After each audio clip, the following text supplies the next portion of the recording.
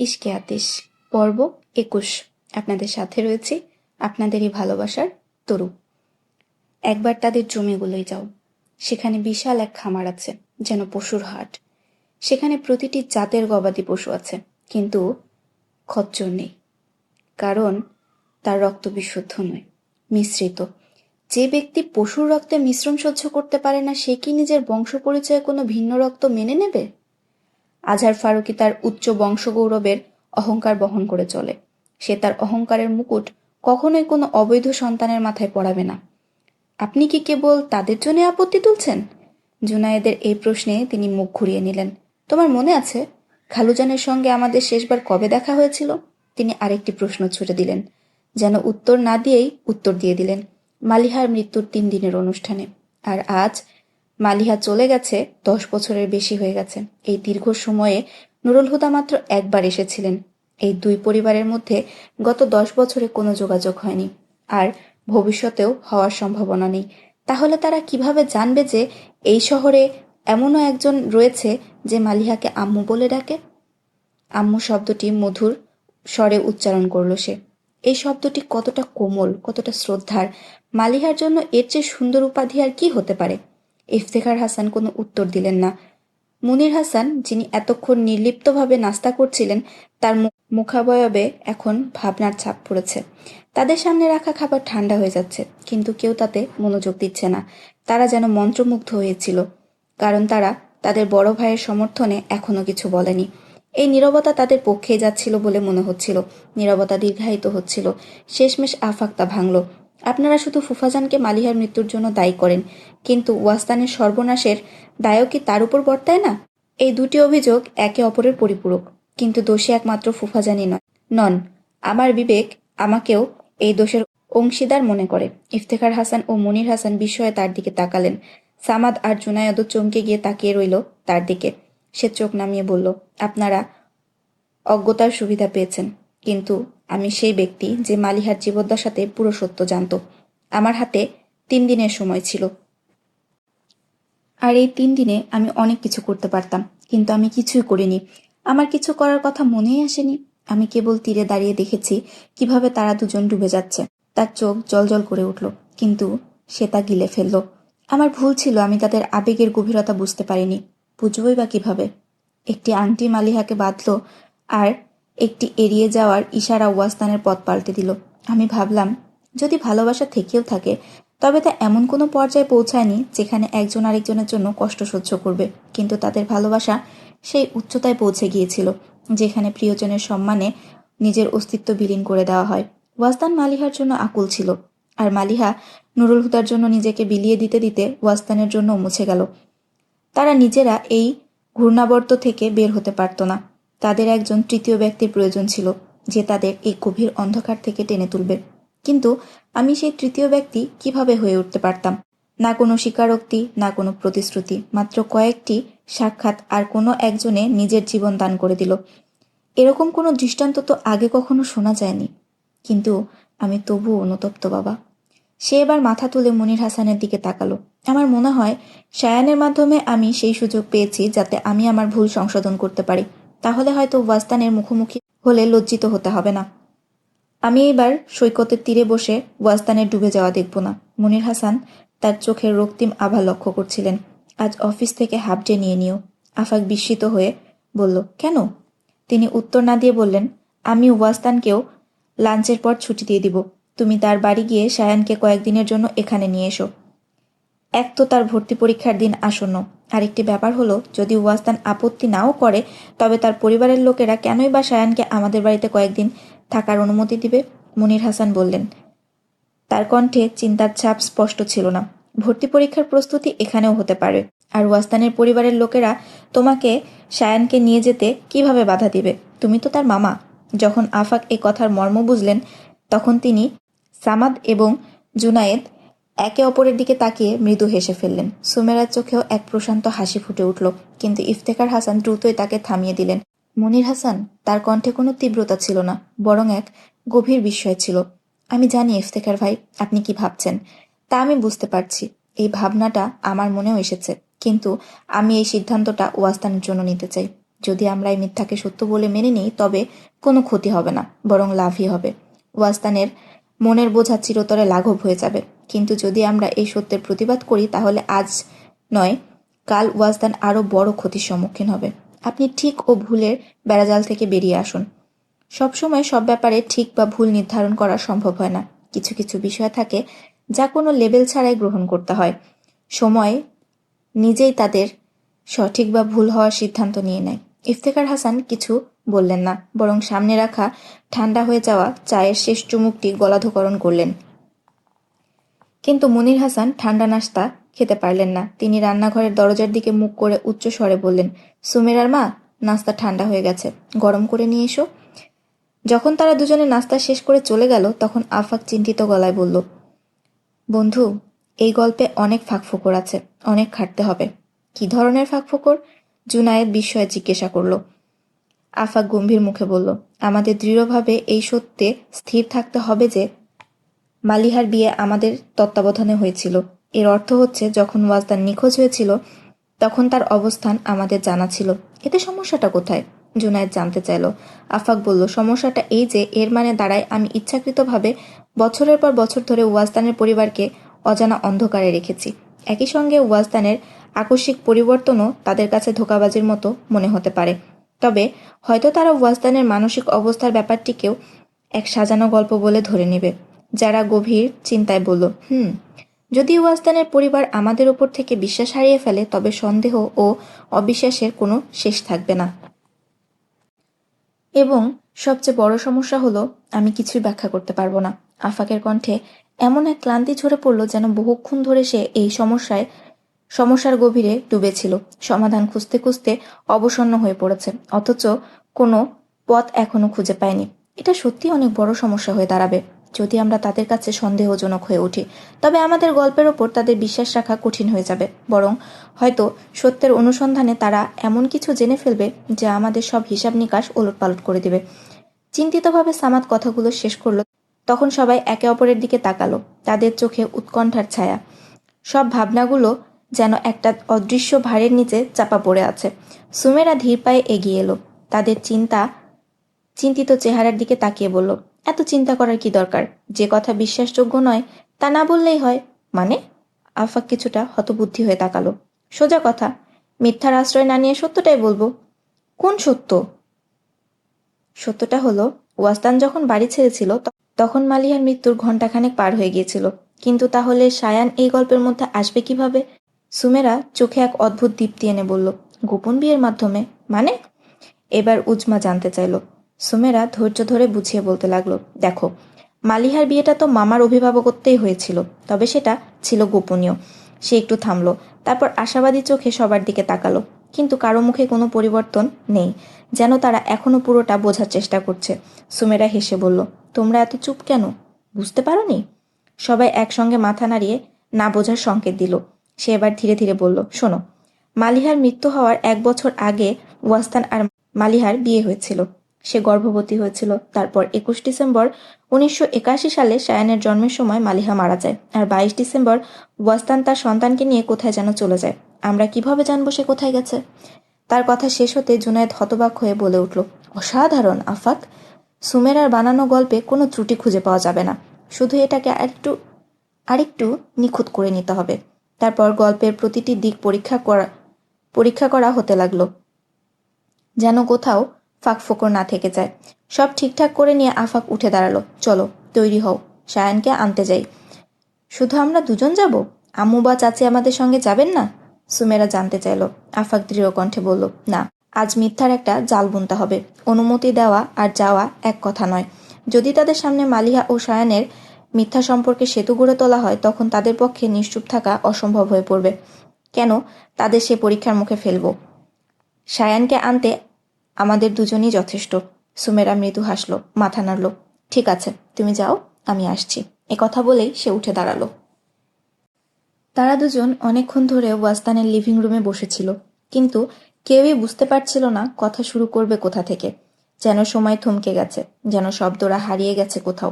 হঠাৎ সায়ান দৌড়ে এসে আফাকের কোলে চড়ে বসল। তার শিশুসুলভ উচ্ছ্বাসে যেন সমস্ত ভারী ভাবনা নিমিষে হালকা হয়ে গেল। আঙ্কেল, আপনি যাওয়ারকে আনলেন না কেন? আমার তো ওর সঙ্গে ক্রিকেট খেলার কথা ছিল। আজ আফাক সায়ানকে মালিহার চোখ দিয়ে দেখছিল। হয়তো সেই কারণেই এই অভিমান ভরা মুখখানি তার আরো বেশি মায়াময় মনে হলো। বাচ্চাটির সেই সরল অভিমান যেন হৃদয়ের অতল গভীরে গিয়ে আঘাত করল। আফাক কোনো উত্তর দিল না, শুধু মুগ্ধ দৃষ্টিতে তাকিয়ে গালে চুমু দিল। বাবা, আগে সালাম করতে হয়। ওয়াজদান ছেলেকে শাসন করল। সায়ান তৎক্ষণাৎ হাত নেড়ে বলল, আসসালামু আলাইকুম আঙ্কেল। ওয়ালাইকুম আসসালাম। আফাক হাসি মুখে উত্তর দিল। তারপর ওয়াজদানের দিকে তাকিয়ে বলল, এবার তাকে বলো যেন আমাকে আঙ্কেল না বলে। শুনতে বড় অচেনা লাগে। এটা ঠিকই বলেছ। আয়েশা একদম সাথে সাথে সমর্থন করলো। তারপর সায়ানকে বলল, সায়ান, তুমি ওনাকে চাচ্চু বলে ডাকবে। শেষ পর্যন্ত সে তো তোমার বাবা ওয়াজদানের ভাইয়ের মতোই। এটাই সুযোগ ছিল। আফাক তার কথা সাজিয়ে নিল। সে ধীরে ধীরে বলল, না, চাচ্চু নয়, আপনি বরং সায়ানকে বলুন যেন আমাকে মামা ডাকে। কারণ ওয়াজদান আমার ভাইয়ের মতো, আর মালিহার তো আমি ভাই ছিলাম। কি? একসঙ্গে সবাই চমকে উঠল। আয়েশা, মুস্তাফা, আজিম, আনিকা, এমনকি ওয়াজদানও থমকে গেল। আফাক স্থির কণ্ঠে বলল, হ্যাঁ, মালিহা আমার ফুফাতো বোন ছিল। এক মুহূর্তের জন্য পুরো ঘর নিস্তব্ধ হয়ে গেল, যেন বাতাসও থমকে গেছে, যেন শব্দেরা একে অপরের দিকে তাকিয়ে বিস্ময়ে স্তব্ধ হয়ে আছে। কিন্তু ওয়াজদানের ষষ্ঠ ইন্দ্রিয় যেন কিছু টের পেল। তার চোখ কঠিন হয়ে গেল, আর সে রুক্ষ স্বরে বলে উঠল, ব্যাস আফাক, একদম চুপ, আর কিছু বলবে না। কেন? আফাক নির্বিকার গলায় বলল, আমি তো অনুমতি নিয়ে এসেছি। বাবা আর চাচা জানেন যে আজ আমি এসেছি আপনাদেরকে জানাতে মালিহা আর আমার সম্পর্কের কথা। শুধু তাই নয়, আমি আপনাদের এটাও জানাতে এসেছি যে সায়ান আমার ভাগ্নে। সে ইচ্ছে করেই বাবা ও চাচার নাম বলল, যাতে ওয়াজদান চুপ হয়ে যায়। এবং সত্যি ওয়াজদান এক মুহূর্তের জন্য নিশ্চুপ হয়ে গেল। তারপর সে ঠোঁট চেপে উঠে দাঁড়ালো এবং বেরিয়ে গেল। আফাক চেয়ে রইল, কিন্তু তাকে অনুসরণ করতে পারল না, কারণ মোস্তাফা আজিম ইতিমধ্যে ভারী স্বরে প্রশ্ন করতে শুরু করে দিয়েছে, মালিহা তোমার কাজিন ছিল? এত বড় সত্য তুমি আমাদের কাছ থেকে এতদিন গোপন রাখলে কেন? আফাক একটু হাসল, তারপর শান্তভাবে বলল, কারণ ওয়াজদান তখন নিখোঁজ ছিল, এবং আপনারা তখন মালিহার মৃত্যুর সঙ্গে ওয়াজদানের গুম হওয়ার সম্পর্ক খুঁজছিলেন। যদি তখন আমি বলতাম যে মালিহা আমার কাজিন ছিল, তবে পরিস্থিতি আরও তিক্ত হয়ে যেত। কিন্তু এখন সময় বদলেছে, সবকিছু স্থির হয়েছে। এত বছর পর এই সত্য প্রকাশ্যে আনার আর কোনো ক্ষতি নেই। মোস্তাফা আজিম ভ্রু কুঁচকে তাকালেন, যেন সন্দেহের দৃষ্টি দিয়ে পরখ করছেন। তারপর ধীর কণ্ঠে বললেন, মালিহা তোমার কাজিন আর ওয়াজদান তোমার বন্ধু, এবং আমার যতদূর অনুমান তুমি তাদের সমস্ত গোপন কথা জানতে। সত্যি বলো আফাক, ওয়াজদান যখন বাড়ি ছেড়ে চলে গেল, তারপরে কি সে তোমার সঙ্গে কোনো যোগাযোগ করেনি? আফাক গম্ভীরভাবে মাথা নাড়ল, না, করেনি। তবে হ্যাঁ, আপনি ঠিক বলেছেন, আমি তাদের গোপন কথাগুলো জানতাম। এটা কিভাবে সম্ভব? মুস্তাফা আজিম অবিশ্বাসের সুরে বললেন, তুমি তো মালিহাকে নিজের বোন বলছো। একজন সম্মানিত আত্মমর্যাদা সম্পন্ন মানুষ কি কখনো তার বোনকে এমন কাউকে দিয়ে দিতে পারে যে তার স্বামী নয়? যদি তারা বিবাহিতই ছিল, তবে তাহলে ওয়াজদান না হোক, অন্তত মালিহা তো তোমার সঙ্গে যোগাযোগ রাখতো। আফাক অপেক্ষা করল, সব কথা শেষ করতে দিল। তারপর গভীর চোখে তাকিয়ে বলল, আপনার সব অনুমানই ঠিক, কিন্তু একটি সত্য আপনাকে সংশোধন করতে হবে। ওয়াজদান যখন বাড়ি ছেড়ে যায়, তখন সে মালিহাকে বিয়ে করেনি, বরং সে চলে যাওয়ার আগেই মালিহা মারা গিয়েছিল। কি? আরেক দফা বিস্ময়ের ঝড় যেন সবাইকে কাঁপিয়ে দিল। আফাক কত স্থির গলায় বলে চলল, আপনারা হয়তো ভুলে গেছেন, যেদিন ওয়াজদান বাড়ি ছেড়ে চলে যায়, সেদিন সকালে আমি ওয়াজদানকে নিতে এসেছিলাম। যখন আপনাদের জিজ্ঞাসায় বলেছিলাম গত রাতে আমার এক কাজিনের মৃত্যু হয়েছে, তাই ওয়াজদানকে জানাজায় নিয়ে যাচ্ছি। কথাগুলো বলে সে এক মুহূর্ত থামল, তারপর ধীরে ধীরে বলল, সেই কাজিন ছিল মালিহা। আয়েশা হতভম্ব হয়ে মাথা নাড়ল। এই কথাগুলোর অর্থ সে ঠিক বুঝতে পারছে না। তুমি আসলে কি বলতে চাচ্ছ? আমি কিছুই বুঝতে পারছি না। আফাক তাদের মুখের দিকে তাকিয়ে শান্ত কণ্ঠে বলল, আপনারা অপেক্ষা করুন, আমি পুরোটা শুরু থেকে বলছি। মালিহার মৃত্যুর প্রায় ১.৫ বছর আগে তাদের প্রথম দেখা হয়। কয়েকবারের মধ্যে তারা বুঝতে পারে তারা একে অপরকে ছাড়া থাকতে পারবে না, তাই তারা বিয়ের সিদ্ধান্ত নেয়। কিন্তু মালিহা যখন এই বিষয়ে তার বাবাজানকে বলল, তিনি প্রবল রেগে গেলেন।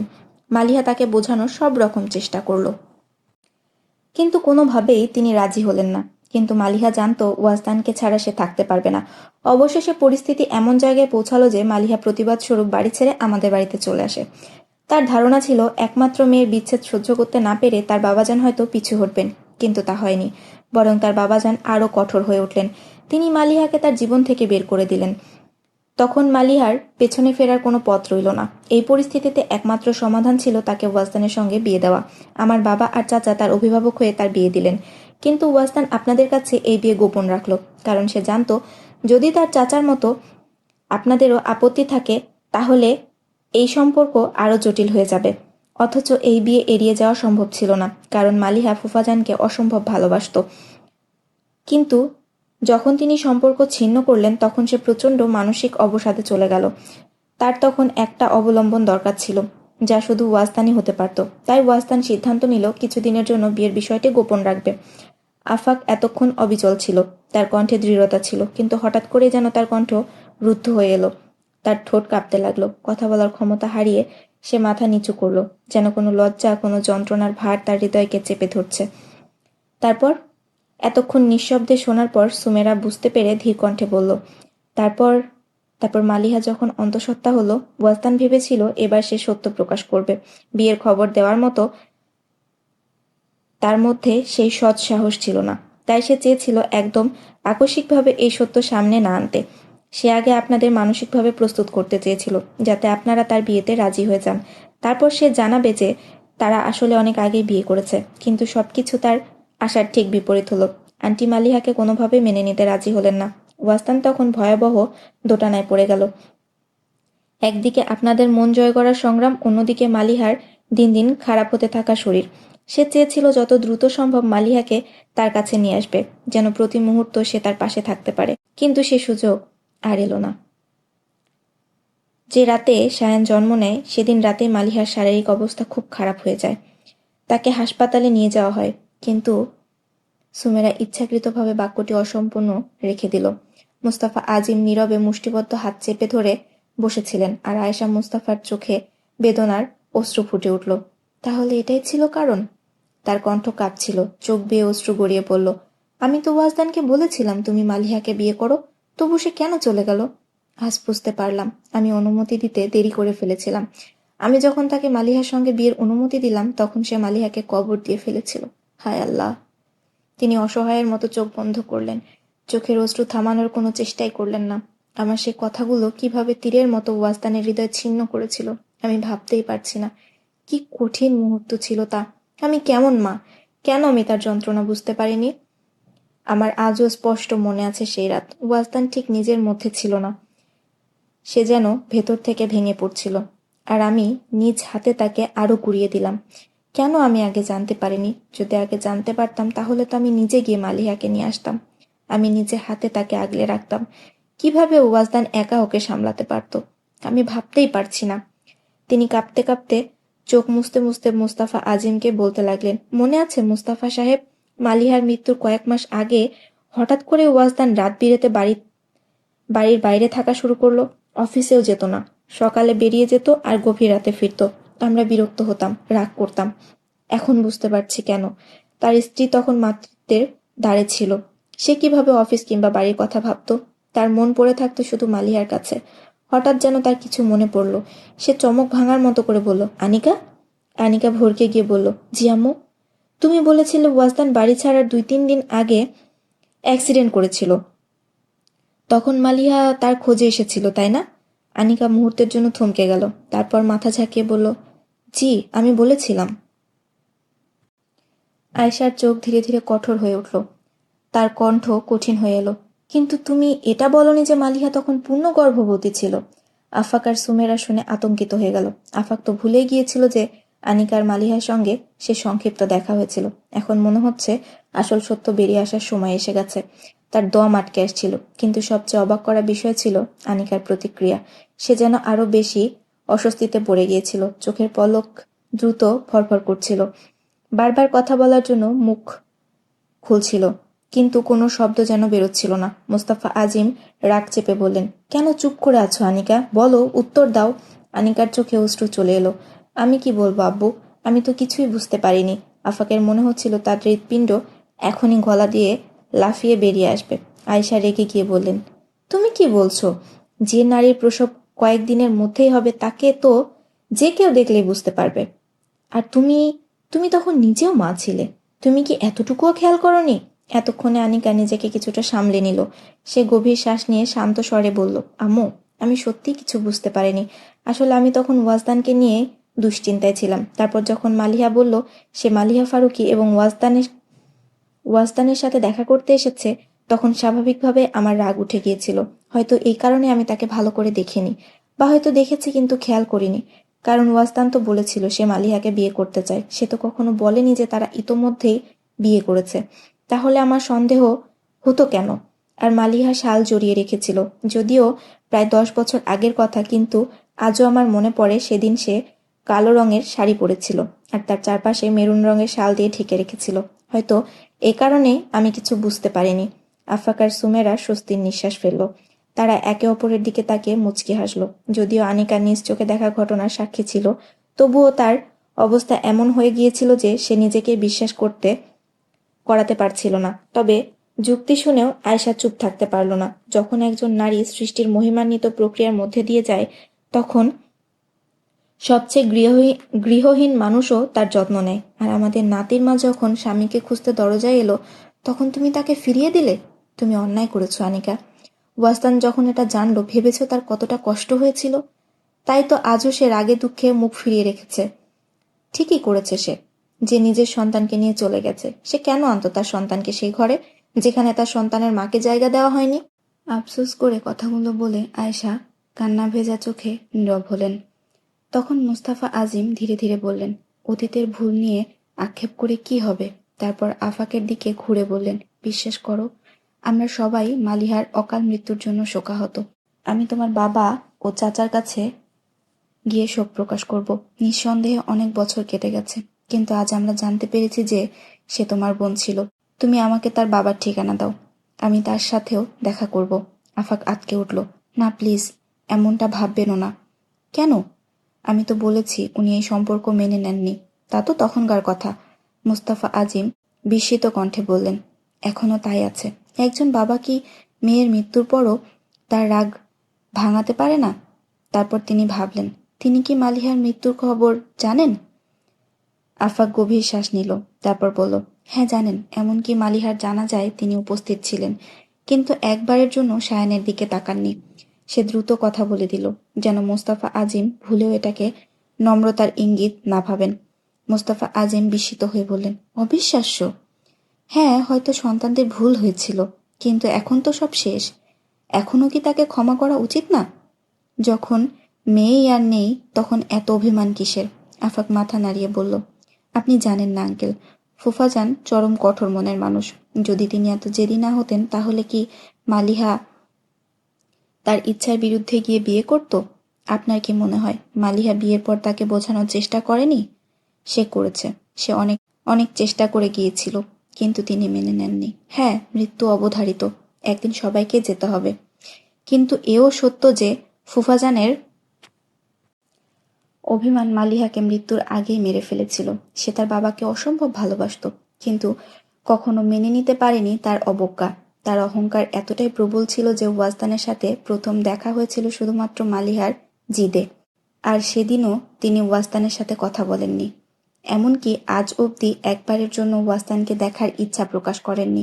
আফাক ইচ্ছে করে এসব বলছিল, যেন মোস্তফা আজিম তার সাথে দেখার পরিকল্পনা বাদ দেন। ঠিক আছে, ওয়াজদানকে নাই বা স্বীকার করলেন, কিন্তু সায়ানের প্রতি তো টান থাকতে পারে। তিনি তো তারই নাতি, তারই রক্ত। যদি টান থাকতো তাহলে কখনো না কখনো আসতেন।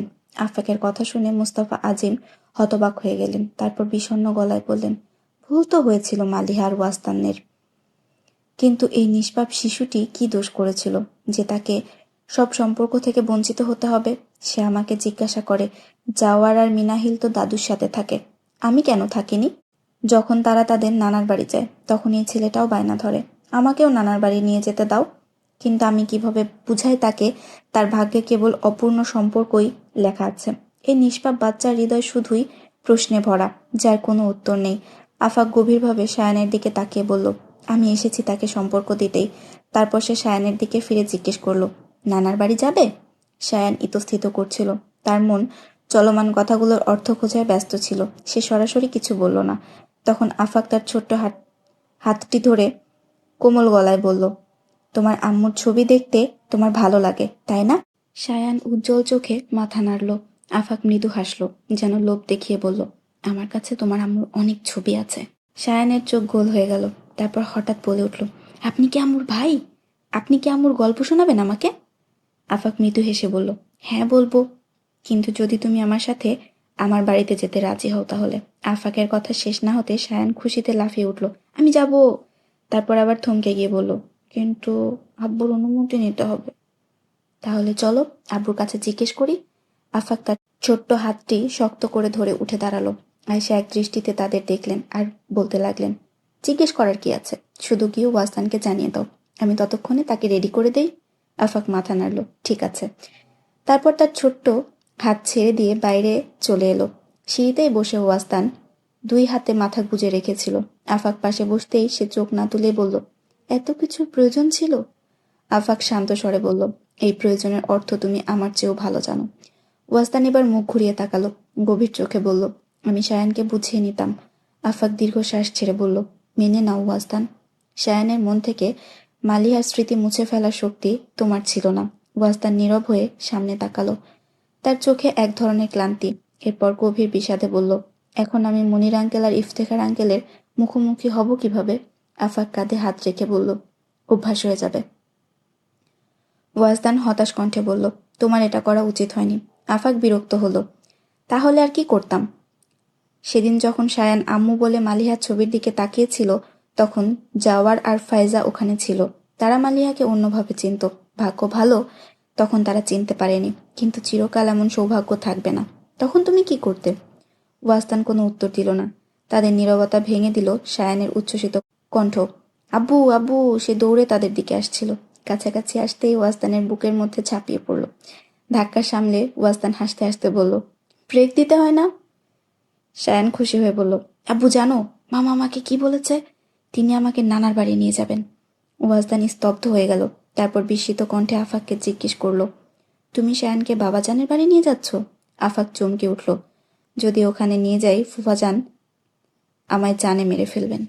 তখনই সায়ান ঠোঁট ফুলিয়ে বলল, আমি সেখানে যেতে চাই না। তারা অবাক হয়ে তাকালো। আফাক কৌতূহল নিয়ে জিজ্ঞেস করল, কেন?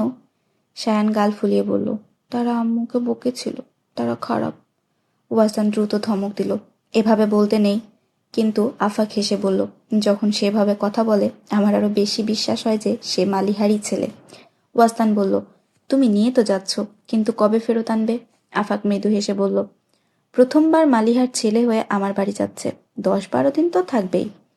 ওয়াসদান উদ্বেগে বলল, আমি সায়ানকে ছাড়া এতদিন থাকতে পারবো না, সর্বোচ্চ 2 দিন। পরশু সন্ধ্যায় নিয়ে এসো। আফাক কাঁধ ঝাঁকালো, দেখা যাবে। ওয়াসদান তখন সতর্ক হয়ে বলল, যদি না আনো আমি নিজে গিয়ে নিয়ে আসবো। আফাক উদাসীন স্বরে বলল, বললাম না দেখা যাবে। তারপর পুরো সময় জুড়ে আফাককে বারবার মনে করিয়ে দিল যেন সে 2 দিনের মধ্যেই সায়ানকে ফিরিয়ে দেয়। আর আফাক, সে নিছক মাথা নাড়তে থাকলো, যেন সময়ের কোনো মূল্যই নেই তার কাছে। রাতের খাবারের পর বিদায়ের মুহূর্ত এসে পড়ল। সবাই বাইরে এসে গাড়ি পর্যন্ত এগিয়ে দিল। বিদায়ের জন্য হাত মেলাতে মেলাতেই ওয়াসদান আবারও তাগাতে দিল, শুধু কালকের দিনটাই যথেষ্ট। পরশু ফিরিয়ে এনো সায়ানকে। আফাক বিরক্ত হয়ে বলল, আন্টি ওয়াসদানের ব্যাগও গুছিয়ে দিন। ওয়াসদান অসহায়ের মতো বলল, ঠাট্টা করো না, আমি সত্যি সায়ানকে ছাড়া থাকতে পারবো না। একদিনের জন্য সায়ানকে আলাদা রাখিনি কখনো, আর আমায় ছাড়া সেও মন খারাপ করে ফেলবে। আফাক চোখ টিপে বলল, তা তো হবেই, দেখো না সে এখনই কত মন খারাপ করে বসে আছে। ওয়াসদান চেয়ে দেখল, গাড়ির ড্রাইভিং সিটে সায়ান বসে আছে চুপচাপ। তারপর বলতে লাগলো, তুমি আসলেই অনেক খারাপ। তখন ওয়াসদান হাঁটতে হাঁটতে গাড়ির কাছে এলো। গাড়ির দরজা খুলে নিজের পা মাটিতে রেখে সিটে বসলো। ওয়াসদানকে নিজের বুকে জড়িয়ে নিয়ে মাথায় আলতো চুমু দিল, শোনো, ওখানে দুষ্টুমি করবে না, আর মন খারাপ হলে মামাকে বলবে, তিনি তোমাকে আমার কাছে ফিরিয়ে আনবেন। তারপর সুমেরার দিকে তাকিয়ে বলল, ভাবি দয়া করে একটু খেয়াল রাখবেন, সারাদিন খেলে বেড়ালে হবে না, সামনে ভর্তি পরীক্ষা, খাওয়া দাওয়ার দিকেও নজর রাখবেন। সময়ে খেতে বলে দুধ দেখলে তো এমনিতেই পালায়, জোর করেই খাওয়াতে হবে তাকে। সুমেরা আশ্বস্ত করল, চিন্তা করবে না, আমি পুরোপুরি খেয়াল রাখবো সায়ানের। আফাক দরজায় হেলান দিয়ে কথা শুনছিল। হাসতে হাসতে ওয়াসদানের কাঁধে চাপড় দিয়ে বলল, তুমি যাকে শেখাচ্ছ তার 2 সন্তান লালন পালন করার অভিজ্ঞতা আছে, এখন বের হও। সে ওয়াসদানকে হাত ধরে গাড়ির বাইরে বের করে তারপর এনে মোস্তাফা আজিমের পাশে দাঁড় করিয়ে দিল, দয়া করে একে ধরে রাখুন যাতে আমি যেতে পারি। তারপর ওয়াসদানের চিন্তিত মুখের দিকে তাকিয়ে হেসে বলল, একথা বলেই সে গাড়িতে উঠে বসলো। ইঞ্জিন চালু করে গাড়িটাকে গেটের বাইরে নিয়ে গেল। মুস্তাফা আজিম চুপচাপ দাঁড়িয়ে ওয়াজদানের দিকে তাকালেন। ওয়াজদান অন্যমনস্ক হয়ে রাস্তার দিকে তাকিয়েছিল। মৃদুস্বরে মুস্তাফা আজিম বললেন, জীবনে আর কোনো জটিলতা নেই, শুধু এইটুকু বাকি ছিল, তাও এখন মিটে গেল। এবার তোমার একটা সিদ্ধান্ত নেওয়া উচিত। ওয়াজদান চমকে তাকালো। কিসের সিদ্ধান্ত? মৃদু হাসলেন তিনি। পুনরায় সংসার বাঁধার সিদ্ধান্ত। ওয়াজদান মুখ ফিরিয়ে সামনে তাকালো। তিনি আবারও বললেন, জীবনে এমন একজন প্রয়োজন যার সাথে সুখ দুঃখ ভাগ করে নেওয়া যায়, যে ক্লান্ত হলে ক্লান্তি দূর করে, যে হোঁচট খেলে হাত ধরে পথ চলায়। তোমার বয়স এখনো এমন হয়নি যে একাকিত্বকে সঙ্গী করে নেবে। সামনে এখনো দীর্ঘ পথ। একা এই পথ পেরোনো সহজ হবে না।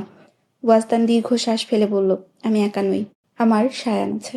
মোস্তাফা আজিম বললেন, এই সিদ্ধান্ত শুধু তোমার নয়, সায়ানেরও প্রয়োজন।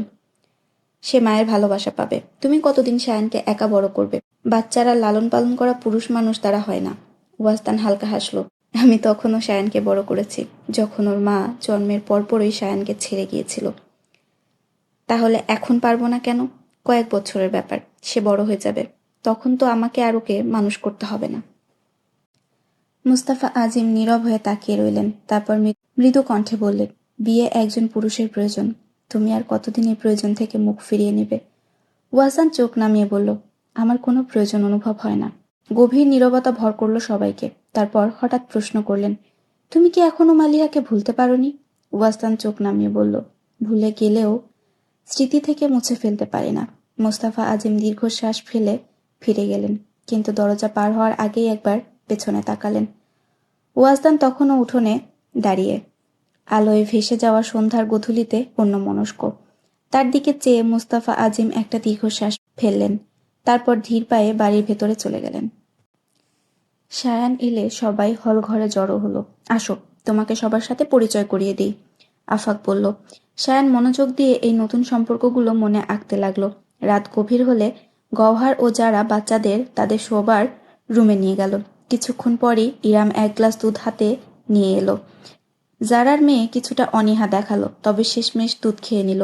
কিন্তু গোহারের ছেলে আর সুমেরার সন্তানেরা বিনা আপত্তিতে নিজের নিজের গ্লাস শেষ করে নিল। এরপর ইরাম এক গ্লাস দুধ সায়ানের দিকে বাড়িয়ে দিল। সায়ান নাক ছিটকে বলল, আমি দুধ খাবো না। কথা বলে সে তোষকের মাঝে মুখ গুজে নিল। ইরাম তার পাশে বসে কোমল স্বরে বলল, দুধ না খেলে কেউ ঘুমোতে পারে না, উঠো। সায়ান তোষকের ভেতর থেকে দুই হাত নানা করে নাড়তে লাগলো। তখনই সুমেরা ইরামকে ইশারা করে বলল, দেখলে যারা, সায়ান মালিহার ছেলে হয়েও দুধ খেতে চায় না। সায়ানের কথাটা কানে বাজলো। যারা হেসে বলল, বটে, কি আশ্চর্য ব্যাপার, মালিহা তো দুধ খুব পছন্দ করত, কিন্তু সায়ান? সায়ান কৌতূহল ভরে একটু ঘাড় ঘুরিয়ে তাদের দিকে তাকালো। ঠিক তখনই ইরামও স্মৃতিচারণ করে বলল, আমি তখন খুব ছোট ছিলাম, কিন্তু মনে আছে মালিহা আপু প্রতিদিন রাতে ঘুমানোর আগে এক গ্লাস দুধ খেতেন। সায়ান আচমকা উঠে বসল। তার সামনে বসা নারীদের উদ্দেশ্যে অবাক ভঙ্গিতে জিজ্ঞাসা করল, আম্মু দুধ পছন্দ করতেন? হ্যাঁ, তারা পরস্পরের দিকে তাকিয়ে স্বাভাবিক গলায় বলল। সায়ান মুহূর্ত মাত্রাও দেরি না করে তড়িঘড়ি করে বলল, তাহলে আমিও দুধ পছন্দ করি। সে ইরামের হাত থেকে গ্লাস নিয়ে গটগট করে পুরোটা খেয়ে ফেলল। তারপর গ্লাস ফিরিয়ে দিয়ে হাতের পেছনের অংশ দিয়ে ঠোঁট মুছল এবং আরামে শুয়ে পড়ে চোখ বন্ধ করল। তার চারপাশে থাকা চারজনেরই মুখে হাসি চেপে রাখতে রাখতে মুখ লাল হয়ে উঠল। পরদিন ভোরে ইখতিয়ার হাসান ফজরের নামাজ আদায়ের জন্য বেরোতে যাচ্ছিলেন। দেখলেন সায়ান বাড়ির ফটকের পাশে থাকা ছোট্ট বেঞ্চের উপর চড়ে বসে আছে। গত রাতে তিনি সায়ানের দিকে ভালো করে তাকাননি, কিন্তু আজ সকালে তাকে এভাবে দেখে অবাক হয়ে গেলেন। তিনি কাছে গিয়ে জিজ্ঞেস করলেন, তুমি এত ভোরে উঠে পড়লে, আর এই ঠান্ডায় বাইরে কেন এসেছো? সায়ান নিষ্পাপ চোখে তাকিয়ে বলল, নামাজ পড়তে হবে বড় নানা, কিন্তু আমি তো জানিই না মসজিদ কোথায়। ছোট বাচ্চার মুখ থেকে এমন কথা শুনে ইখতিয়ার হাসানের হৃদয় ভালোবাসায় ভরে গেল। তবে মুখে কিছু না দেখিয়ে তিনি শান্ত স্বরে বললেন, আমি তো যাচ্ছি, এসো আমার সাথে। সায়ান খুশি হয়ে বলল, জি বড় নানা। তারপর আনন্দে লাফ দিয়ে ব্রেঞ্চ থেকে নামলো এবং দৌড়ে গিয়ে ইখতিয়ার হাসানের হাত ধরে ফেলল। তারা দুজন একসাথে মসজিদের দিকে হাঁটতে লাগলেন। পথে সায়ান অনর্গল কথা বলে গেল, কিন্তু নামাজ শেষে বেরোনোর পর ইখতিয়ার হাসান খেয়াল করলেন সায়ান কেমন চুপচাপ হয়ে গেছে। বাড়ির ভেতরে উঠোনে এসে তারা দেখলেন সুমেরার মা তক্তপোষে বসে কোরআন তেলাওয়াত করছেন। গেট পেরিয়ে ঢুকতেই সায়ান বড় নানার হাত ছেড়ে দিল এবং ধীর পায়ে হাঁটতে হাঁটতে তক্তপোষের কাছে গিয়ে দাঁড়ালো। তারপর জুতা খুলে উঠে গেল এবং মুখ গুজে শুয়ে পড়ল বড় নানির কোলে। তিনি এক আয়াত সম্পূর্ণ করে কোরআন শরীফ বন্ধ করলেন। তারপর সায়ানের ঘন চুলে আলতো করে হাত বুলিয়ে বললেন, কি হয়েছে, মন খারাপ? বড় নানা আমার উপর রাগ করেছেন। তার কথায় সুমেরার মা মুচকি হাসলেন। উনি তো তোমার উপর রাগ করেননি সোনা। আমি জানি তিনি রাগ করেছেন, আমার সাথে কথা বলছেন না, আমাকে কোলে নিয়ে আদরও করেননি। সুমেরার মা মিষ্টি করে হেসে বলল, আর আমি আমি তো তোমাকে কোলে নিয়ে বসে আছি। আর ছোট নানা তো গতকাল তোমার জন্য বিমান খেলনাও এনেছেন, তুমি কি খুশি হওনি? কিন্তু সায়ান একরোখা হয়ে বলল, কিন্তু আমি বড় নানার কোলে বসতে চাই। সুমেরার মা তার কপালে চুমু দিয়ে বললেন, তাহলে যাও, বসে পড়ো। সায়ানের চোখে আনন্দের ঝিলিক ফুটে উঠল। সে সাথে সাথে লাফিয়ে নেমে ছুটে গেল ভেতরের ঘরের দিকে। দরজার কাছে এসে থমকালো এক মুহূর্ত, তারপর চুপিসারে ভেতরে ঢুকে পড়ল। ইখতিয়ার হাসান তখন মুখের সামনে পত্রিকা খুলে বসেছিলেন। সায়ান এগিয়ে গিয়ে এক ঝটকায় পত্রিকার নিচ থেকে উঠে তার কোলে বসে পড়ল। ইখতিয়ার হাসান হতভম্ব হয়ে বললেন, আরে আরে! সায়ান তার গলায় ছোট্ট হাত পেঁচিয়ে বলল, আপনি আমার উপর রাগ করেছেন বড় নানা? আমি তো কোনো দুষ্টুমি করিনি। তার কচি কণ্ঠে এমন আধুরে আদুরে অভিযোগ শুনে ইখতিয়ার হাসান অবশেষে কঠোর ভাব ভেঙে হাসলেন এবং বললেন, আমি কেন তোমার উপর রাগ করব বাবা? তুমি তো এত ভালো ছেলে, তোমার উপর রাগ করা অসম্ভব। সায়ান খুশি হয়ে বলল, তাহলে আমিও পত্রিকা পড়ব। সে আরাম করে বড় নানার কোলে বসল। ইখতিয়ার হাসান নীরবে পত্রিকা ঠিক করলেন, কিন্তু পড়া আর হয়ে উঠল না, কারণ সায়ান তার নিজস্ব ভাঙা ভাঙা ভাষায় উঁচু গলায় পত্রিকার লাইন পড়ার চেষ্টা করছিল। সুমেরার মা ভেতরে এসে দৃশ্য দেখে আবেগে আপ্লুত হলেন। সায়ান তখনও বড় নানার কোলে বসে একাগ্র চিত্তে তাকে ভুলভাল সংবাদ পড়ে শোনাচ্ছিল। কি হচ্ছে এখানে? সুমেরার মা অবাক হয়ে জিজ্ঞেস করলেন। ইখতিয়ার হাসান হাসতে হাসতে বললেন, সংবাদ পড়া হচ্ছে, কিন্তু এমন মজার খবর আমি জীবনে শুনিনি, যেমন করে এই ছোট্ট ছেলেটা পড়ে শোনাচ্ছে। তুমিও এসো, শুনে দেখো। তার মুখে প্রশান্তির হাসি দেখে সুমেরার মা মৃদু হেসে বললেন, শেষমেশ সায়ান আপনাকে রাজি করিয়েই ফেলল। ইখতিয়ার হাসান ঠোঁট কামড়ে নিজের হাসি চাপার চেষ্টা করলেন, তারপর উঠে দাঁড়িয়ে বললেন, মনে হচ্ছে ওর মধ্যে কোনো চুম্বক লেগে আছে, যার কারণে হৃদয় নিজের অজান্তেই ওর দিকে টান অনুভব করে। আর গতকাল থেকে একটা অদ্ভুত ব্যাপার খেয়াল করছি, জানি না কেন যখনই ওর চেহারার দিকে তাকাই ওর মাঝে মালিহার প্রতিচ্ছবি দেখতে পাই। সুমেরার মা গভীর দৃষ্টিতে তাকিয়ে শ্বাস ফেলে বললেন, সায়ান তো মালিহাকে অসম্ভব ভালোবাসে, আর মানুষ যার প্রতি গভীর ভালোবাসা অনুভব করে সে নিজেও তার অংশ হয়ে যায়। আমাদের কাছে তো কেবল দুটি পরিচয়ই আছে, মালিহা আর ওয়াসদান। স্বাভাবিকভাবেই আমরা যখন সায়ানের অস্তিত্ব খুঁজি তখন ওদেরই দেখতে পাই, এতে আশ্চর্যের কি আছে? ইখতিয়ার হাসান নীরবে দাঁড়িয়ে রইলেন। কেন জানি হঠাৎ করে মনটা ভারী হয়ে উঠল তাদের। সায়ান এখানে আসার 7 দিন হয়ে গেল। প্রথম 2-3 দিন তার চঞ্চলতা আগের মতোই ছিল, কিন্তু তারপর ধীরে ধীরে যেন বিষণ্ণ হয়ে পড়ল। এর কারণও ছিল, এই 7 দিনে একবারও ওয়াসদান তাকে দেখতে আসেনি। আর যখনই সে আফাককে বলতো আমি বাড়ি যাব, আফাক কোনো উত্তরই দিত না। রাতের খাবারের সময় সুমেরা যখন তাকে ডাকার জন্য গেল, তখন দেখলো সায়ান বিছানায় বসে হাউমাউ করে কাঁদছে। সুমেরা অনেক বোঝালো, অনেক আদর করলো, কিন্তু কিছুতেই সে শান্ত হলো না। বেশ চিন্তিত হয়ে সে খাবার টেবিলে গিয়ে আফাককে বলল, আফাক, খাওয়া পরে করো, আগে সায়ানকে তার বাড়ি পৌঁছে দাও, সে খুব বেশি কাঁদছে। ইখতিয়ার হাসান অবাক হয়ে বললেন, কিন্তু হঠাৎ কেন কাঁদছে?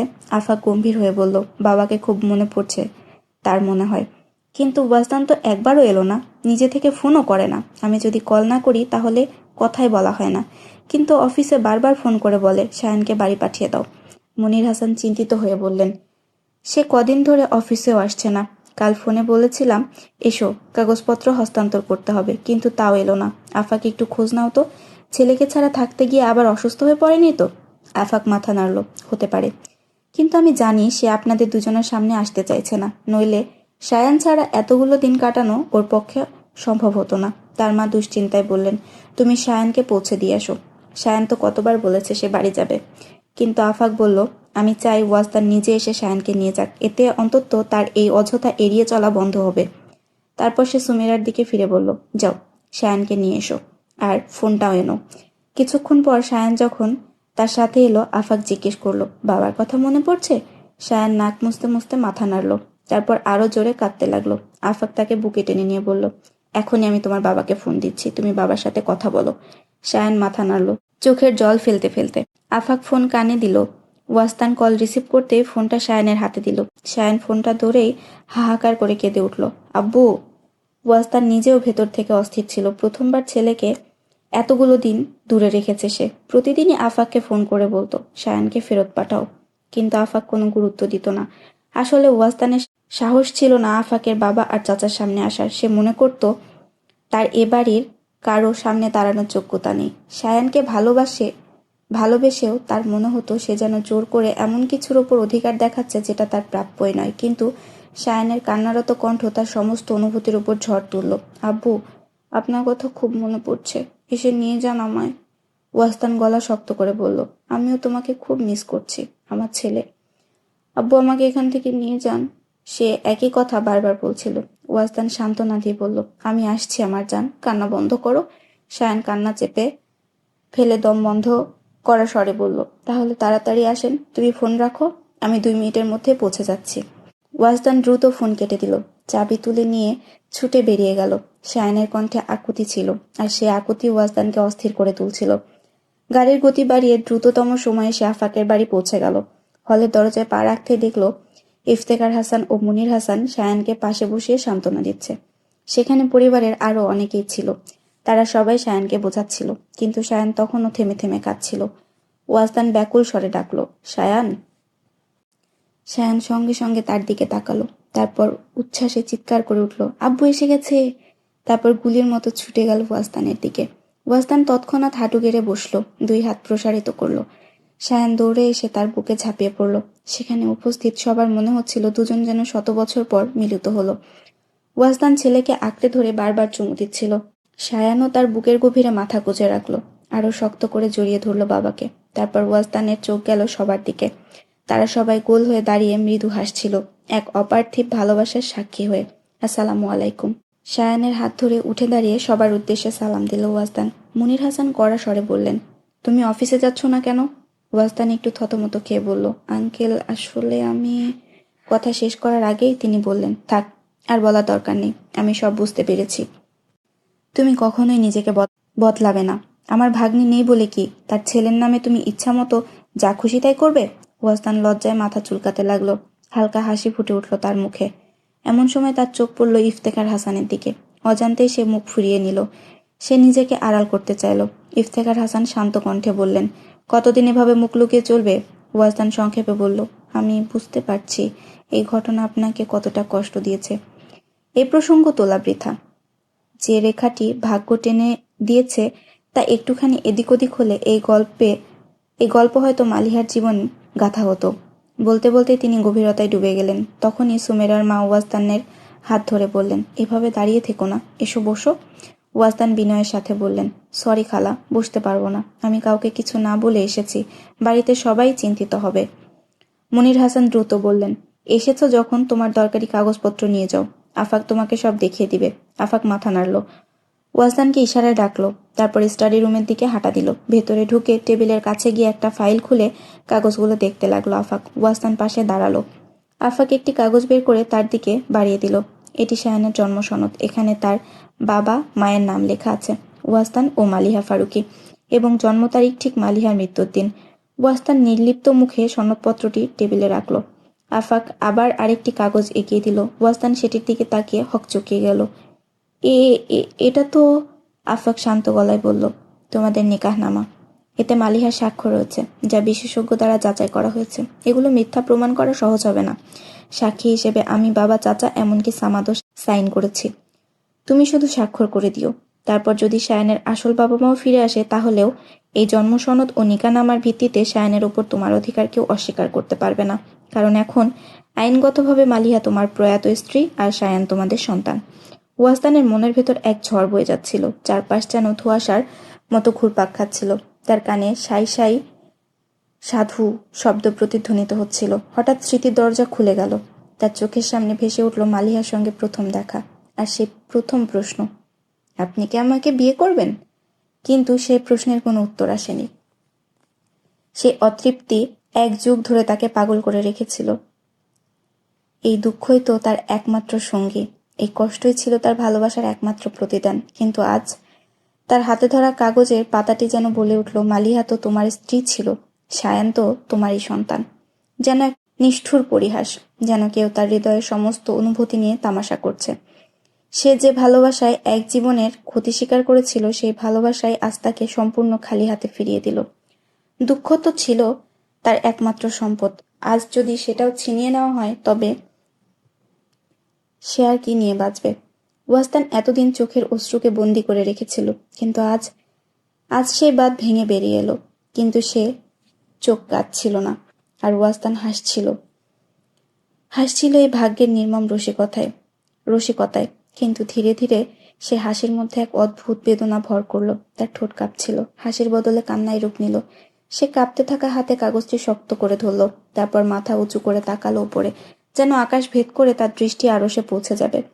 তার ঠোঁট থেকে বেরিয়ে এলো একটি দীর্ঘ আর্তনাদ। আল্লাহ! তার স্বরে ছিল শত শত অভিযোগ, অগণিত দুঃখের ভার। কিন্তু আসমান ছিল নিশ্চুপ, যেন আল্লাহ মৃদু স্বরে বললেন, এটাই আমার ইচ্ছে। ওয়াজদান মাথা নিচু করলো, দাঁত চেপে ঠোঁট কামড়ে কষ্ট সহ্য করার চেষ্টা করলো। তার শক্তি ক্ষয় হতে লাগলো। সে ক্লান্ত শরীর নিয়ে ধপ করে মাটিতে বসে পড়ল।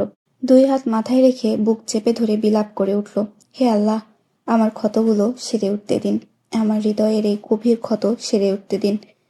স্মৃতিচারণ শেষ হতেই সুমেরার মনে প্রচণ্ড ক্লান্তি অনুভূত হলো। এটা শুধুই দীর্ঘ সময় ধরে কথা বলার ক্লান্তি ছিল না, বরং অতীতের কাঁটাযুক্ত পথে নিরন্তর খালি পেয়ে হাঁটার পরিণাম ছিল। যে পথগুলো তার নিজের ছিল না, কিন্তু যাদের ছিল তাদের পায়ের প্রতিটি ক্ষত সে নিজের আঙুলে গুনে রেখেছিল। গলা শুকিয়ে এলো। বিছানায় বসেই পাশে থাকা গ্লাসে পানি ঢেলে চুমুক দিলেন। তারপর গ্লাসের স্বচ্ছ পানিতে তাকিয়ে বললেন, আজ সবাই বিচারক। ওয়াস্তান মুস্তাফাকে ঈর্ষা করে। সে যেন ভাগ্যের রাজপুত্র। সে যা চেয়েছে তাই পেয়েছে, সম্মান, খ্যাতি, ঐশ্বর্য এবং প্রেমও। দুনিয়া তো শুধু এটুকুই দেখে যে ওয়াস্তান যার প্রেমে পড়েছিল শেষ পর্যন্ত সেই মেয়ে তার স্ত্রী হয়েছিল। সে দীর্ঘদিন বাঁচেনি, এটা আলাদা কথা, কিন্তু তার প্রেম অন্তত অপূর্ণ থাকেনি। আর তার প্রেমের একমাত্র স্মারক সায়ান মোস্তাফা, এক যুবক সন্তানের পিতা হওয়া নিজের সৌভাগ্যের প্রমাণ। আর সে যদি হয় এএসপি সায়ান মুস্তাফা, তাহলে তো আর কিছুই বলার থাকে না। বুদ্ধিমত্তার সৌন্দর্যে সে উত্তরাধিকার সূত্রেই পেয়েছে, কিন্তু তার শিষ্টাচার আর আনুগত্য শুধুমাত্র ওয়াজদানের কঠোর শিক্ষা ও যত্নের ফল। ওয়াজদান তার ভালোবাসার একমাত্র চিহ্নকে বুকের মধ্যে শক্ত করে আগলে রেখেছে। মানুষ যখন তার জীবন দেখে, তারা ভাবনায় হারিয়ে যায়, আহ, যদি আমাদেরও এমন ভাগ্য হতো। কিন্তু আমি যখন ওয়াজদানকে দেখি, তখন আমার একটাই দোয়া করতে মন চায়, হে আল্লাহ, কাউকে যেন এমন ভাগ্য দিও না। তিনি ধীরে ধীরে চোখ তুলে তানিয়ার দিকে তাকালেন। তানিয়া এক কোণে বসেছিল, পিঠ ঠেকানো ছিল দেওয়ালে, আর হাত দুটি রাখা ছিল হাঁটুর উপর। তার মুখ ভিজে ছিল নীরব অশ্রুতে। সুমেরা দীর্ঘশ্বাস ছেড়ে বললেন, ওয়াস্তানের জীবনে অনেক ঝড় এসেছে, আজ যেন তার বিচারের দিন এসে গেছে।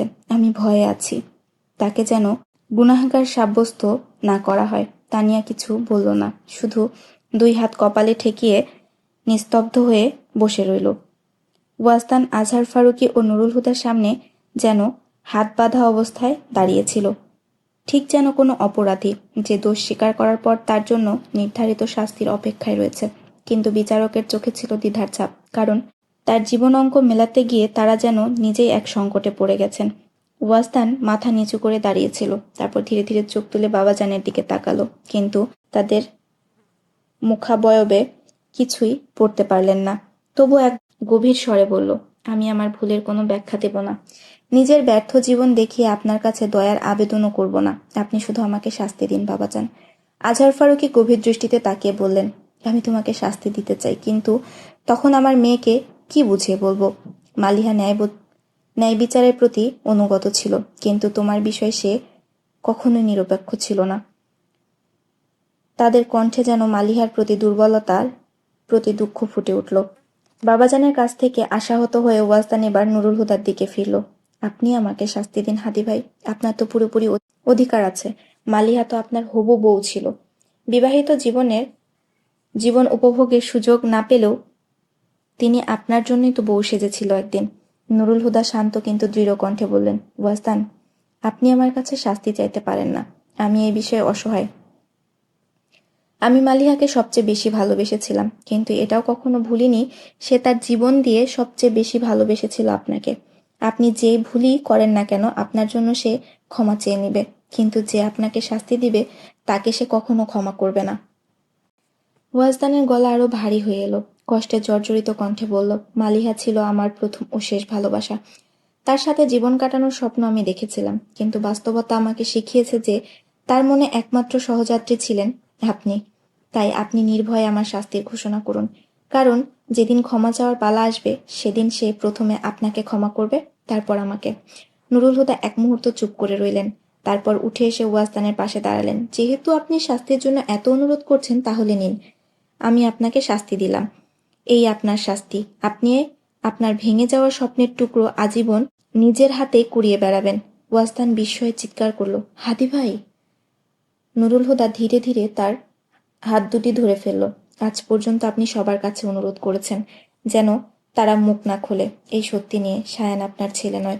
আজ আমি আপনার কাছে অনুরোধ করছি, আপনি কখন মুখ খুলবেন না এই বলে যে সায়ান মালিহার সন্তান নয়। আজহার ফারুকী বিস্ময়ে বলে উঠলেন, নুরুল হুদা, এই সিদ্ধান্ত নেয়ার অধিকার তোমার নেই। নুরুল হুদা মাথা উঁচু করে বাবাজানের দিকে তাকিয়ে দৃঢ় কণ্ঠে বললেন, প্লিজ বাবাজান। তানিয়া কিছু বলেনি, কিন্তু যখন সে কাল বলেছিল সে সায়ানকে ভুলে যাবে, আমি তখনই বুঝে গিয়েছিলাম সে সায়ানকে কখনো ভুলতে পারবে না। আমার সহনশীলতা হয়তো এত বড় নয়, কিন্তু তানিয়ার সুখের জন্য আমি তাকে এমন একজনের হাতে তুলে দেব যার পরিচয় কেউ জানে না। কিন্তু এই কঠিন সত্য সবার সামনে তুলে ধরে আমি আমার মেয়েকে তামাশার পাত্র বানাতে পারবো না। আজহার ফারুকী ক্ষুব্ধ হয়ে কিছু বলতে যাচ্ছিলেন, কিন্তু নুরুল হুদা হাত তুলে ওনার কথা আটকে দিলেন। আপনার মেয়ে তো কবেই মারা গেছে বাবাজান, আমার মেয়েকে আর মেরে ফেলবেন না। আজহার ফারুকী থমকে গেলেন, এক মুহূর্ত চুপচাপ দাঁড়িয়ে রইলেন, তারপর ধীর পায়ে রুম থেকে বেরিয়ে গেলেন। ওয়াজদান অপলক দৃষ্টিতে তাকিয়ে রইল সে দরজার দিকে, যে দরজা পেরিয়ে বাবাজান চলে গেলেন। তার বুকের ভেতর এক অদ্ভুত শূন্যতা ছড়িয়ে পড়ল। তখনই নুরুল হুদা তার কাঁধে হাত রেখে বললেন, আমি সায়ানের সাথে দেখা করতে চাই। ওয়াজদান ফিরে তাকালো তার দিকে। নুরুল হুদা আবার বললেন, কাল তাকে আমার কাছে নিয়ে আসবেন। ওয়াজদান নির্বাক দাঁড়িয়ে রইল। তাকে দেখে নুরুল হুদা প্রশ্ন করলেন, কি হলো ওয়াজদান? ওয়াজদান দীর্ঘশ্বাস ফেলে বলল, আজ যখন আমি কাসরে ফারুকিতে পা রাখছিলাম তখন মনে হয়েছিল যেন মৃত্যু মঞ্চে প্রবেশ করছি। এই জীবন আর কেবল কয়েক মুহূর্তের অতিথি, কিন্তু ভাবিনি এই মৃত্যুপুরী আমাকে নতুন জীবন ফিরিয়ে দেবে। ধন্যবাদ হাদি ভাই। নুরুল হুদা মৃদু হেসে বললেন, এই কাসরে ফারুকি একসময় আপনার জীবন কেড়ে নিয়েছিল। আজ যদি তা ফিরিয়ে দিয়ে থাকে তাহলে ধন্যবাদ কিসের? এ তো আপনার প্রাপ্য। তবে গত 27 বছর ধরে এই ঋণের ওপর যে সুদ জমেছে তা এখনো বাকি রয়ে গেছে। কিন্তু আপনি আমার এই সুদ ক্ষমা করে দিন, কারণ আমি কখনো এই সুদ পূরণ করতে পারবো না। তার কণ্ঠে ছিল গোপন যন্ত্রণার কম্পন, যা ওয়াজদানকে ব্যথিত করে তুলল। আপনি কেন এমন কথা বলছেন হাদি ভাই? আপনার তো কিছুই জানা ছিল না। এই না জানাই তো শাস্তি ভোগ করছি। 27 বছর ধরে একটি কাঁটা আমার হৃদয়ের গভীরে বিঁধে আছে। কি ভুল, কি গুনাহ করেছি জানি না, কিন্তু আজ মনে হয় শতবার মরে গেলেও হয়তো এই শাস্তি শেষ হবে না। তার কণ্ঠ ভারী হয়ে উঠল, কপালের শিরাগুলো টান টান হয়ে গেল। তারপর চোখ বুজে ব্যথা গিলে নিলেন, যেন সেই কাঁটাটিকে অন্তরের আরো গভীরে পুঁতে ফেলতে চাইছেন। তারপর বললেন, যদি আমি সবসময় না জানাই থাকতাম। ওয়াজদান তার এই কষ্ট অনুভব করল, চুপচাপ মাথা নিচু করে রইল কিছুক্ষণ, তারপর দৃষ্টি ফেরালো দরজার দিকে। তানিয়া যখন লিভিং রুমে প্রবেশ করলো, সামনে বসে থাকা উজাইর ও উমাইর ফিসফাস করছিল একে অপরের সাথে। তানিয়ার পায়ের শব্দে তারা মুখ তুলে তাকালো। কি নিয়ে এত ফিসফাস করছিলে? তানিয়া সন্দেহ ভরা দৃষ্টিতে চারপাশে তাকিয়ে বলল, আঙ্কেল চলে গেছেন? উজাইর মাথা নেড়ে বলল, হ্যাঁ। তারপর হঠাৎ উত্তেজিত স্বরে বলে উঠল, আপু, আপনি জানেন উনি কে? তানিয়া কপাল কুঁচকে বলল, কে? উজাইর উঠে এসে তার সামনে দাঁড়ালো, গভীর উত্তেজনায় বলল, ওনার নাম ওয়াজদান মুস্তাফা। আর আপনি জানেন যে মেয়েটির ছবি দাদাজানের ঘরে ঝুলছে তিনি আসলে কে ছিলেন? তিনি ছিলেন দাদাজানের মেয়ে। তার নাম ছিল মালিহা, আর ওয়াজদান আঙ্কেল ছিলেন তার স্বামী। আর দাদাজান আমাদের আসল দাদাজান নন, তিনি বাবার চাচা। তানিয়া বিরক্ত হয়ে বললেন, হোয়াট রাবিশ! তিনি বাবার বাবা হন বা চাচা, আমাদের কাছে তো তিনি দাদা। হ্যাঁ, সেটা অবশ্য ঠিক। উজাইর একটু থমকে তারপর বিরক্ত হয়ে বলল, আচ্ছা সম্পূর্ণ কথা তো শুনে যান। তানিয়া নিশ্চিন্ত কণ্ঠে বলল, হ্যাঁ ভাই বলো। উজাইর উৎসাহ নিয়ে বলতে লাগলো, মালিহা আন্টি আর ওয়াজদান আঙ্কেল লাভ ম্যারেজ করেছিল। তাই দাদাজান রাগ করে সম্পর্ক ছিন্ন করে দিয়েছিলেন। এরপর আন্টিরও মৃত্যু হয়ে যায়, ফলে দুই পরিবার আর কখনো এক হয়নি। কিন্তু এখন হঠাৎ করেই ওয়াজদান আঙ্কেল দাদাজানের কাছে এসেছেন এবং তিনি চান যে দাদাজান যেন সব অভিমান ভুলে গিয়ে তাকে পরিবারের সদস্য হিসেবে গ্রহণ করেন। উজাহেরের কথা শুনে তানিয়ার মনে প্রশান্তি ছড়িয়ে পড়ল। ওয়াজদান আঙ্কেলের জীবনঝড় অবশেষে শান্ত হয়ে এসেছে। ইস, যদি এই শান্তিটা চিরকালীন হতো। সে মনে মনে দোয়া করল। ঠিক তখনই উমায়ের তাড়া দিয়ে বলল, ফালতু গল্প অনেক হলো, এখন আসল কথাটা বলো। তানিয়া চমকে উঠে বলল, কোন আসল কথা? উমায়ের যেন বোমা ফাটানোর মতো স্বরে বলল, বাবা চাচ্ছেন আপনার বিয়ে ওয়াজদান আঙ্কেলের ছেলের সাথে দিতে। তানিয়া বিস্ময়ে তাকিয়ে রইল। এই খবরের জন্য সে একদমই প্রস্তুত ছিল না। সে জানত বাবাজানের সঙ্গে ওয়াজদান আঙ্কেলের দ্বন্দ্ব মেটার পর নুরুল হুদা নিশ্চয় তাকে সমর্থন করবেন, কিন্তু এতদূর এগিয়ে সায়ানকে মেনে নেবেন এটা সে কল্পনাও করেনি।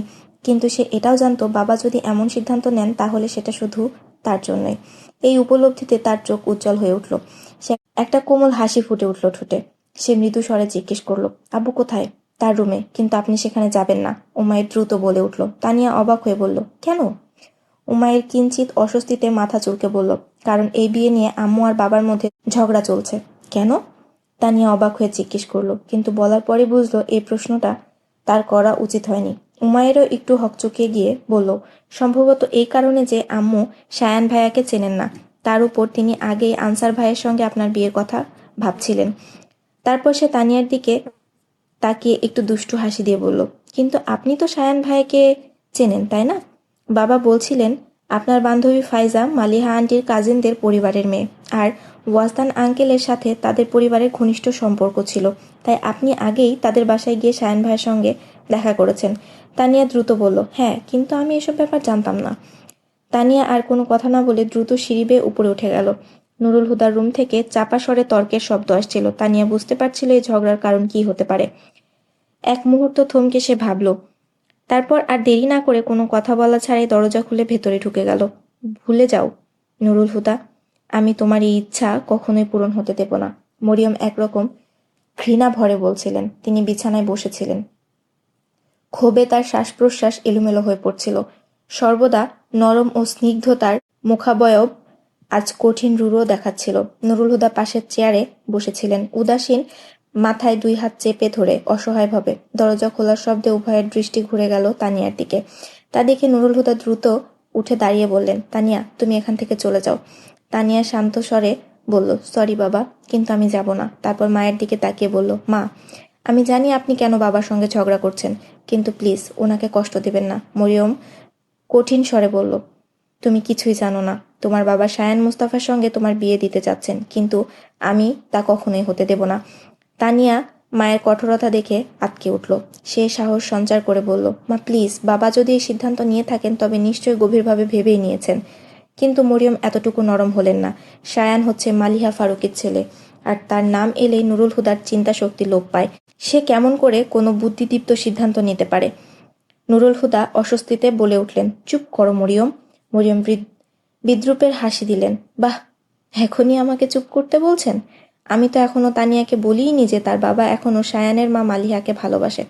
ফর গডস সেক মরিয়ম, আমাদের মেয়ের সামনে অন্তত নিজের মুখ সামলাও। নুরুল হুদা রাগে বলে উঠলেন। মরিয়ম তিক্ত স্বরে হেসে বললেন, বাহ, আমার সামনে তো অনর্গল স্বীকার করো তোমার ভালোবাসা কেবল মালিহার জন্য, আর যখন আমি তোমার মেয়ের সামনে বললাম তখন তোমার আমার কথার জন্য লজ্জা হচ্ছে?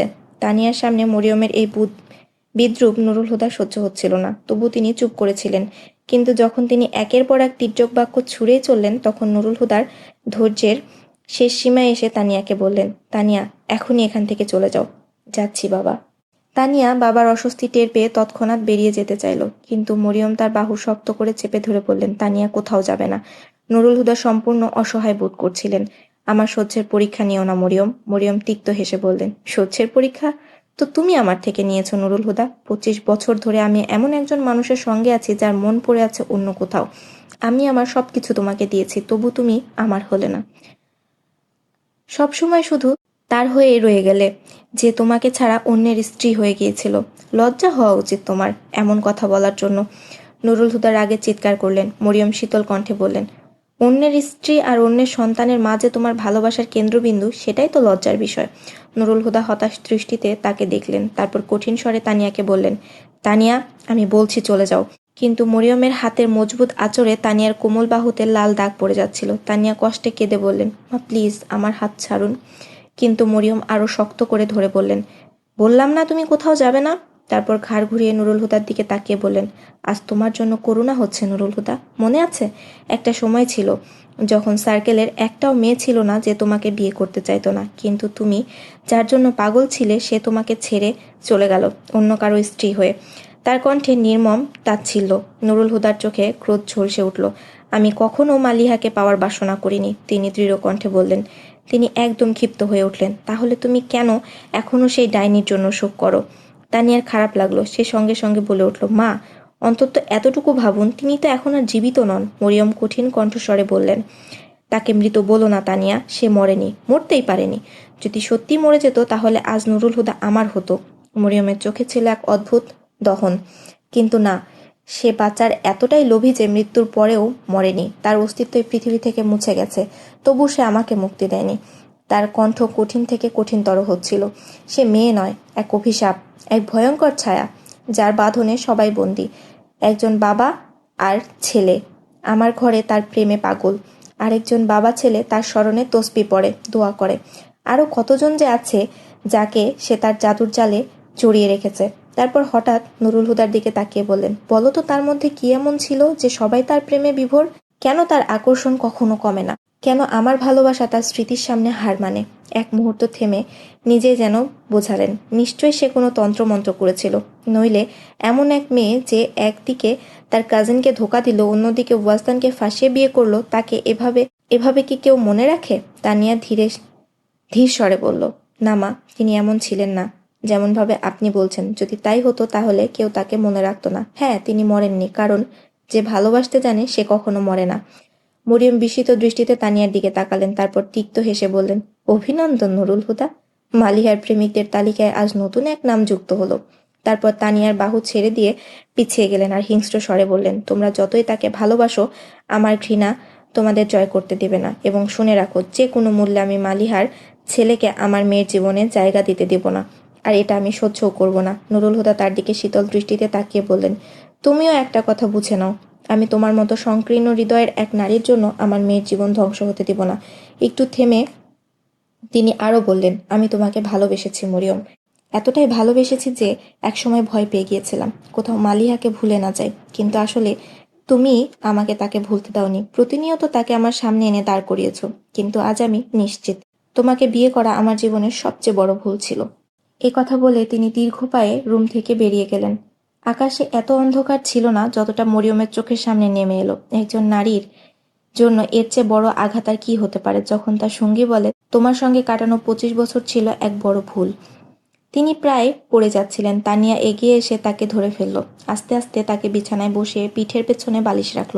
মরিয়ম তানিয়ার হাত চেপে ধরে বললেন, শুনলে তুমি নুরুল হুদা কি বলল? আজ সে বলে আমার সঙ্গে বিয়ে করা তার জীবনের এক বড় ভুল। আর কত যন্ত্রণা দেবে এই মানুষটি আমাকে? তানিয়া দেখল তার চোখে অশ্রু টলমল করছে। সে কোমল স্বরে বলল, মা, আপনিও তো বাবাকে বারবার এমন বিষয় নিয়ে দোষারোপ করেন যা তার হাতের বাইরে। মরিয়ম নিরাশ স্বরে বলল, আমারও তো আমার নিজের উপর নিয়ন্ত্রণ নেই তানিয়া।